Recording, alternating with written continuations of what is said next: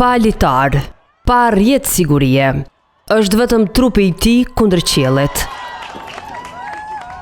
Kështu alpinisti amerikan Alex Honnold vendosi ta sfidoj veten duke u ngjitur në një nga ndërtesat më të larta në botë pa asnjë pajisje mbrojtëse. I njohur për ngjitjet ekstreme palitar, ai përdori vetëm dalet metalike dhe çoshtet e ndërtesës për të mbajtur ekuilibrin.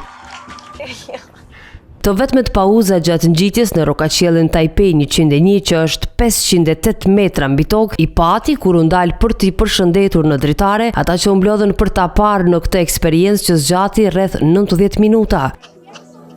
Sikur këta, brenda ndërtesës, ngjitjen e amerikanit mes brohoritjeve dhe heshtjes së frikshme e përsollën edhe të mbledhurit poshtë ndërtesës bashkë me ata pranë ekraneve, me që ngjarja u transmetua live në Netflix. Dikush prej tyre e konsideroi veten fort me fat që qëlloi në Taiwan pikërisht ditën e diel. Mendoj se kjo është një mundësi unike për të parë këtë gjysmë perëndi ngjitse, duke u ngjitur në Taipei 101, sa me fat që ndodhem në Taiwan. Por jo gjithçka që e lehtë deri në destinacionin final. Lee dhe të tjerët që po e ndiqnin hap pas hapi amerikanin përjetuan momentin më të rrezikshëm në seksionin qendror të kullës, ku çdo gabim do të ishte fatal. Por Honnold përdori këndët e ndërtesës dhe dalet metalike në formë të shkronjës L si mbështetje për këmbët dhe duart. Mbërritjen në pikën më të lartë të objektit, Alexi e manifestoi në këtë mënyrë.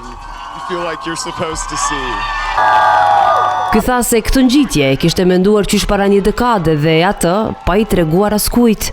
Poshtë për herë të parë Taipei 101, më shumë se 10 vjet më parë dhe thash me vete, kjo është e pabesueshme për ngjitje, do të ishte fantastike, por në atë kohë nuk pata mundësinë të ngjitesha vërtet, dhe e dini, në atë kohë mendova të ngjitesha pa leje.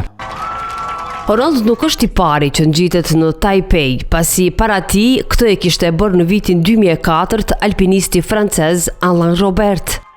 Mirë po, amerikani është i vetmi deri tash që ngjitjen në këtë objekt e bëri palitar.